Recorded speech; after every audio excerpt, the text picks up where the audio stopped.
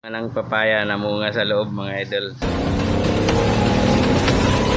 Good day mga idol. Yan, for today's video may ipapakita ko sa inyong bunga ng papaya. May bunga din doon sa loob ng bunga. So yan, nakakalito. Pero yan, tignan nyo na lang mga idol at i-comment nyo. So yan o, ito mga idol. Yan yung bunga. So bagong biyak ko to mga idol ha. Biniyak ko kanina kasi katapos naming kumain, kakainin namin to. Yan, gagawin naming dessert. So yan, aksidente lang natin na nakita yan, dyan. Yung bunga niya ay namunga sa loob. Kaya nito mga idol. Yan o. Tatlo, bali tatlo. Yan, hindi yan linagaya. O, yan o. Yan yung nakakabit yan dyan o.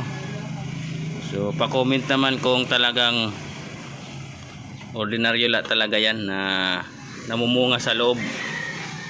Yung bunga ay namunga din sa loob ng bunga niya. Kakaiba, kakalito. Yan mga idol. Try nating tanggalin mga idol. Yan o, kitang kita talaga mga idol na hindi yan linagayo, legit yan. Legit yan na nandyan. Kaya ito. Yan. Lubog-lubog. Yan o. Saka ito yung isa. Yan o. Kaya ito, pampaswerte kaya ito. So yan. Comment nyo mga idol kung talagang ordinaryo lang yan na namumunga dyan sa loob. Kunin natin. Ito yung tunay na pisog nga kulay itim. Yan o, pisog-pisog. Pero ito mga idol, bunga talaga to. So try natin kunin.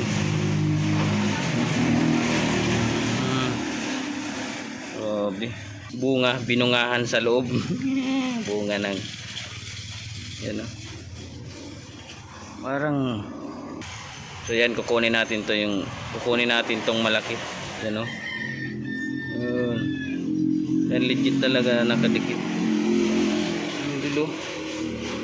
Kaiba, nakakain kaya to. Yan, pa-comment naman mga idol kung nakakain to. Ito, parang tumubo lang sa loob. Tumubo o talagang bunga sa dyan. Nakadikit. Kunin natin yung tatlo. Ayan. Kaiba. Ito. Ito mga idol.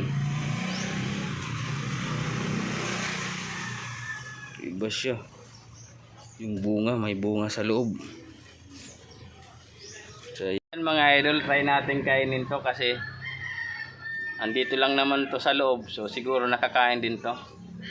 Try nating lasahan kung ano yung lasa.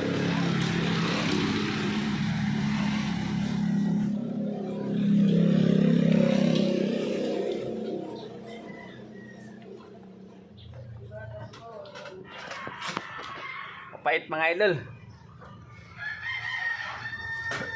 Mapait tong nasa loob na to. So yan, mapait.